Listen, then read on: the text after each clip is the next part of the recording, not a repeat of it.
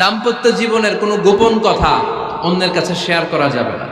হাদিসে এসেছে, এটাকে বলা হয়েছে আযমুল আমানা, এটা সবচেয়ে বড় আমানত।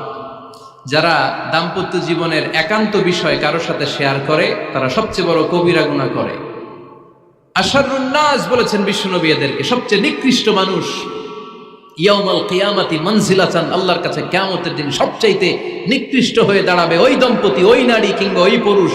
তুফদি ইলা যাওজিহি ওয়া ইউফদি ইলা যাওজিহা সুম্মা ইউনশিরু সিররাহা, তারা একান্ত সময়ে ফিজিক্যাল ইন্টিমেসিতে যা করে এটা পরে মানুষের কাছে বলে বেড়ায়। এরকম আছে না নাই?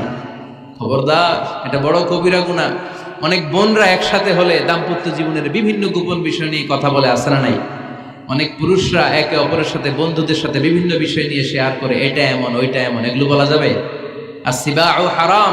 দাম্পত্য জীবনের সব বিষয়, স্বামীর সব বিষয় স্ত্রীর কাছে আমানত, স্ত্রীর সব বিষয় স্বামীর কাছে আমানত রেখেছে কে?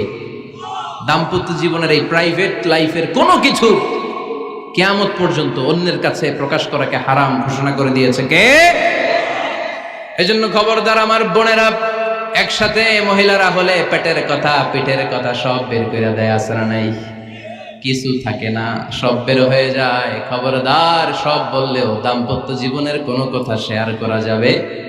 আমার ভাইয়েরা খবরদার, আপনাদের দাম্পত্য জীবনের কোনো কথা আপনার বন্ধুর সাথে শেয়ার করতে পারবেন না। এগুলো ফ্যামিলি শান্তি নষ্ট করে, দাম্পত্য জীবনের সুখকে নষ্ট করে। তাহলে 3 নাম্বার, প্রাইভেসি বজায় রাখবেন, এটা দুজনেরই দায়িত্ব। 4 নাম্বার, অহেতুক সন্দেহ পরিহার করুন। অনেক স্ত্রী আছে হাজবেন্ডের খালি সন্দেহ করে, এই ওদিকে তাকাই লাগেন, ওই মেয়ের দিকে তাকাই লাগেন, মোবাইল দেখি, মোবাইল দাও, ফেসবুকের পাসওয়ার্ড দাও, ঢুইকা দেখি মেসেঞ্জারে কার সাথে চ্যাট করছে, এই অফিসের ফাইল দেখি, এই এটা দেখি, এই তোমার ইনবক্স চেক করবো, এদিকে দাও, আছে না নাই? এই সন্দেহ ঘরটারে জাহান্নামের টুকরা বানিয়ে ছেড়েছে। অহেতুক সন্দেহ করবেন না।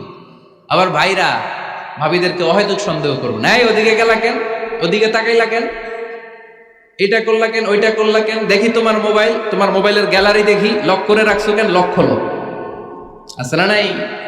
অহেতুক সন্দেহ ফ্যামিলিটারে জাহান্নামের টুকরা বানিয়ে দেয়। হ্যাঁ, ভ্যালিড কোনো অপরাধ যদি স্বামী করে ফেলে, ভ্যালিড কোনো অপরাধ যদি স্ত্রী করে ফেলে, পরকীয়ার কোনো বিষয় যদি প্রমাণিত হয়, বসেন, কনসাল্ট করেন, একে অপরের সাথে কথা বলেন, জিজ্ঞেস করেন।